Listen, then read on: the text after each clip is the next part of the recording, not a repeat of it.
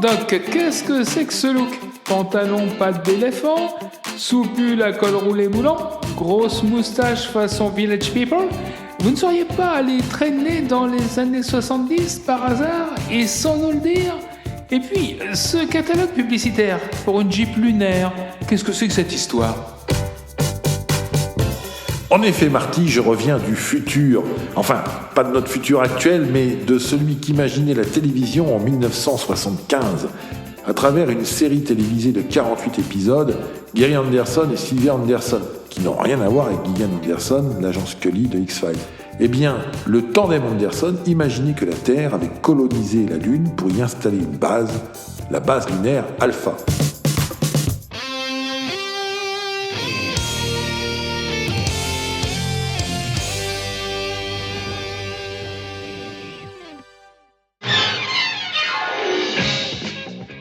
Tu l'as compris, nous voilà dans l'univers de la série de science-fiction Cosmos 1999, diffusée entre le 4 septembre 1975 et le 12 novembre 1977 sur ITV et au Canada sur le réseau CBC. Ça fleure bon les années 70, mais à la sauce d'un futur kitsch. Nous sommes tous habillés en uniforme à pattes d'éléphant et aux allures de pyjama en tergal gris ou blanc cassé, avec des bandes de couleur verticale indiquant le grade ou la fonction. Les armes laser ont des airs d'agrafeuse à bois, je le sais parce que j'utilisais celle de mon père pour jouer à Cosmos 99 étant gamin. Toutes les salles de la base ont des écrans pour la communication interne. Bon, c'est du noir et blanc et des écrans à tube cathodique. J'ai hâte de savoir ce qui nous fait dévier de notre course. Aucun pronostic. Fiasco ouvré à 360 degrés et connecté sur grand écran. Mais c'est tellement futuriste. Le maître ordinateur, comme l'appellent les alphans, Moi, je suis qu'une tête qui voit et qui parle, un cerveau. a réponse à toutes les interrogations Il n'y a rien. et délivre ses réponses sur des petits rouleaux de papier type facturette de caisse enregistreuse. Le restant de ma personne, c'est tout simplement le vieil ordinateur du vaisseau. Mon antenne me permet d'aller et venir tout en restant en contact avec mon corps. Si toutefois je peux m'exprimer ainsi. Aïe! Ne marchez pas sur mon antenne! Tout est superbement décalé, Ça me donne la chair de poule.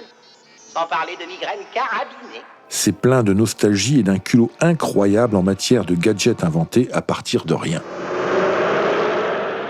Je me souviens même que les communications se faisaient par l'intermédiaire d'un petit écran télé qui servait aussi à ouvrir les portes électroniques de la station lunaire.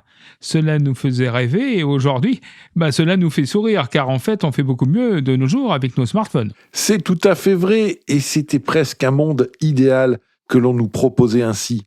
Mais voilà, un jour, à force de jouer avec les dépôts de déchets nucléaires stockés sur la Lune, Notre environnement n'a rien changé. c'est la catastrophe, car dans le futur, ils avaient oublié la députée Rousseau pour veiller au grain de l'écologie. Ils ont changé son programme.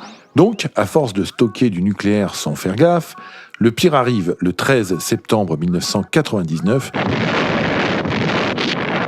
Une méga explosion nucléaire fait sortir la Lune de son orbite.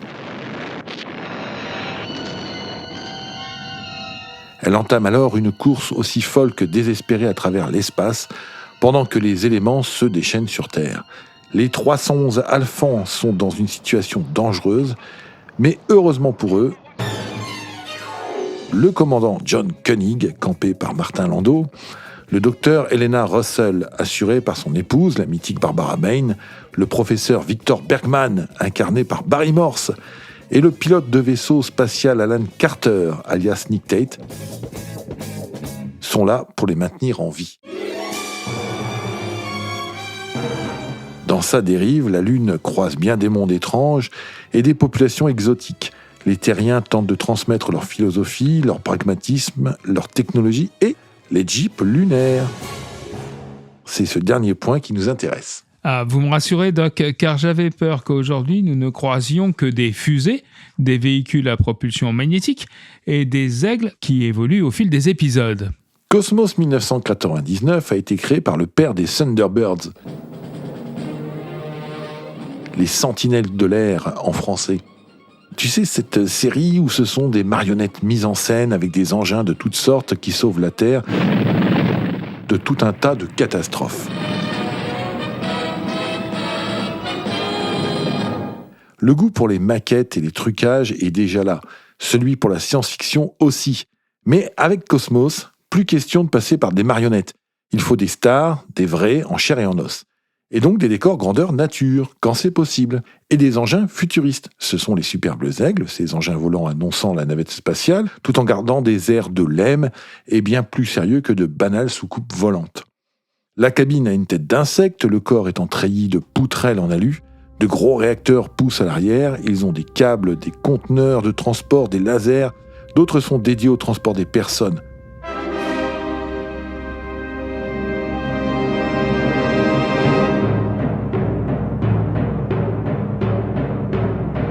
Tout cela trahit l'influence obligatoire du très esthétique film 2001 l'Odyssée de l'espace que Stanley Kubrick a installé comme référence en la matière.